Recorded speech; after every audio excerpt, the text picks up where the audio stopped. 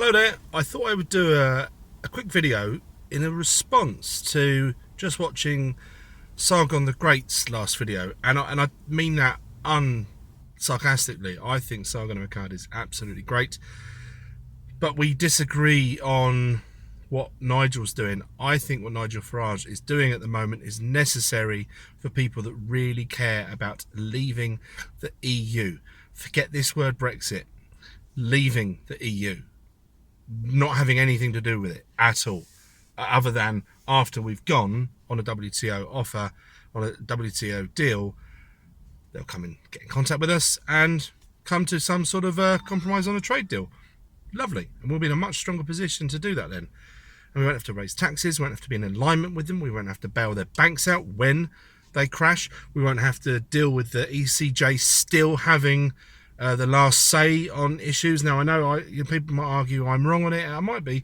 I'm just going on what I hear from other more intelligent people that have analysed this deal and that I trust, and I believe that there's the option for the EU to still have their foot in the door, and while their foot is in the door, they will meddle in this country, and those that think that the EU has no interest, would have no further interest in trying to fuck us up at all, I'm sorry, you have not been paying attention to what the EU is all about. So we're going to have lots of disagreements. I imagine in the comments under here we'll be divided. It'll be interesting to see which way it goes. Before I go on any further, thank you very much everybody that watched my last video and subbed to my other channel. I can't believe what a tonic that was. I really appreciate it. It's got me much closer to 1,000. So beautiful people. Thank you. Anyway, back to Winston. So one of the reasons why I have such admiration for Sargon of Akkad is his general sort of just knowledge, historically. He's a clever guy, right? He's intelligent, clearly, but his heart's definitely in the right place. And his refusal to compromise with uncompromising people in the MEP elections was just breathtaking. It was beautiful to watch. And also everyone that went out there and helped him, including the great Reverend, well done, mate. I know you took milkshakes and all that sort of stuff out there, and I thought that was just fantastic. But Sargon, the way he dealt with people, so he's got this unbelievably unshakable confidence in his opinions, based on a lot of understanding, his historical knowledge, his knowledge of politics and culture, philosophy, these things like that I don't know diddly squat about because my brain is good, unfortunately. You got what you got, work with it. So he was uncompromising with the media that just wanted to smear him, and I think he was spot on, and that's what I think he's missing the point of. That is what Nigel is doing at the moment. He's not compromising with Boris Johnson. We've got a battle of two massive narcissistic egos, and it's going to be fascinating to see what happens at some stage. Yeah, this could fuck up Brexit completely.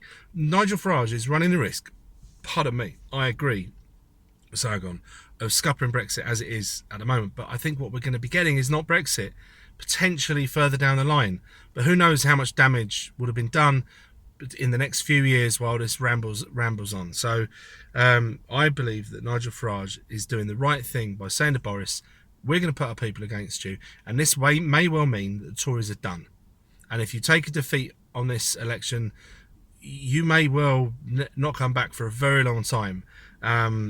So all your cushy jobs in Parliament will be gone, and he's holding their feet to the fire. He's not compromising. But if Boris Johnson does agree to do some sort of pact with Nigel Farage, where they at least agree to, I heard him describe the other day a scenario which I didn't like.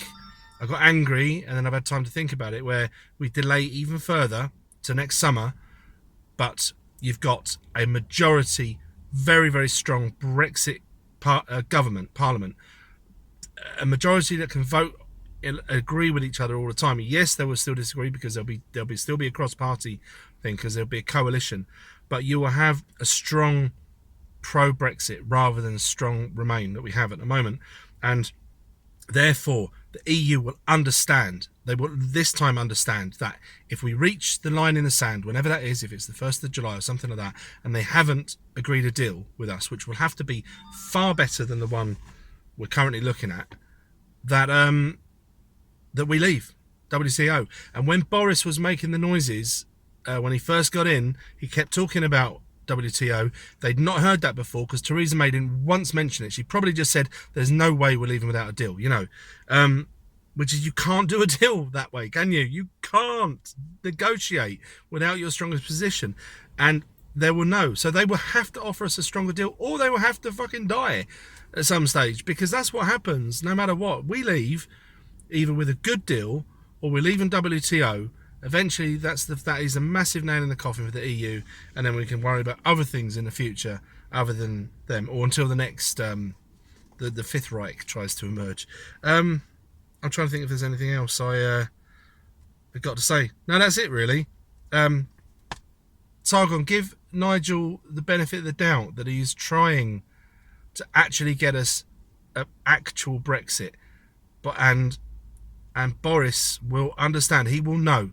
He's not an idiot. By my God, that guy's intelligent. He may act like a bumbling fool, but he's not. And he's going to see. He's going to shit. Okay, Nigel's called my bluff. He's got candidates against me in every single seat. I know he's losing some at the moment, but massively across the board. And I know the Brexit Party is not going to win a majority, but they could stop the Tories getting in at all. And yeah, we could have a Remain alliance. I mean, do you know what though? I'll take it. Eventually we leave. Eventually we will get out of this EU. Just probably in about 10 years. Anyway, this one's over. Thank you ever so much. Let me know what you think below. Bye.